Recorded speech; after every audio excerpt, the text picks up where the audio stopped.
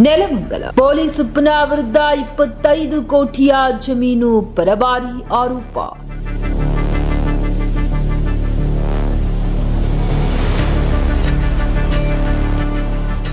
ಕೋಟಿ ಕೋಟಿ ಬೆಲೆ ಬಾಳುವ ಜಮೀನಿನ ಮೇಲೆ ಪೊಲೀಸ್ ಉಪನ ಕೆಂಗಂಡು. ನಕಲಿ ದಾಖಲೆ ಸೃಷ್ಟಿಸಿ ಜಮೀನು ರಿಜಿಸ್ಟರ್ ಮಾಡಿಸಿಕೊಂಡಿರುವ ಆರೋಪ.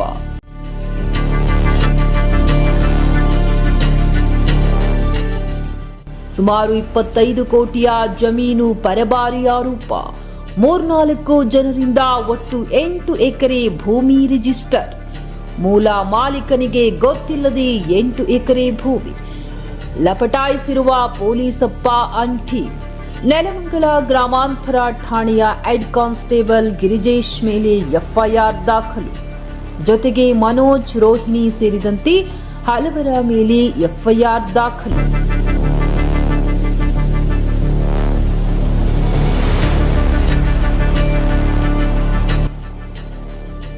ಟ್ಯಾಂಪಿ ಮ್ಯಾಥ್ಯೂ ಎಂಬುವವರಿಂದ ಡಾಬಾಸ್ಪೇಟೆ ಪೊಲೀಸ್ ಠಾಣೆಯಲ್ಲಿ ಎಫ್ಐಆರ್ ದಾಖಲು.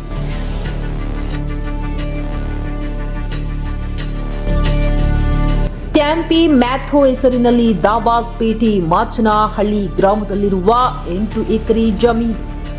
ಸದ್ಯ ಈ ಜಮೀನು ಕೆಐಎಡಿಬಿ ಅಕ್ವೈರ್ ಮಾಡಿಕೊಂಡಿದೆ. ಇದರ ಪರಿಹಾರ ಹಣವನ್ನ ಲಪಟಾಯಿಸಲು ಪೊಲೀಸ್ ಗಿರಿಜೇಶ್ನಿಂದ ಪ್ಲಾನ್.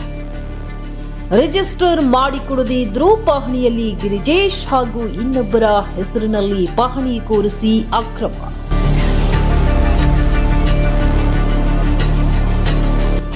ಡಾಬಾಸ್ಪೇಟೆ ಪೊಲೀಸ್ ಠಾಣೆಯಲ್ಲಿ ಪ್ರಕರಣ ದಾಖಲು. ಕ್ರೈಮ್ ವರದಿ ಆಸಿಫ್ ಬಂಕಾಪುರ್, ನೇಷನ್ ನ್ಯೂಸ್, ಹುಬ್ಬಳ್ಳಿ. ಕ್ಷಣ ಕ್ಷಣದ ಮಾಹಿತಿಗಾಗಿ ನೋಡ್ತಾ ಇರಿ ನೇಷನ್ ನ್ಯೂಸ್. ಕಾಮೆಂಟ್ ಮಾಡಿ, ಲೈಕ್ ಮತ್ತು ಶೇರ್ ಮಾಡಿ.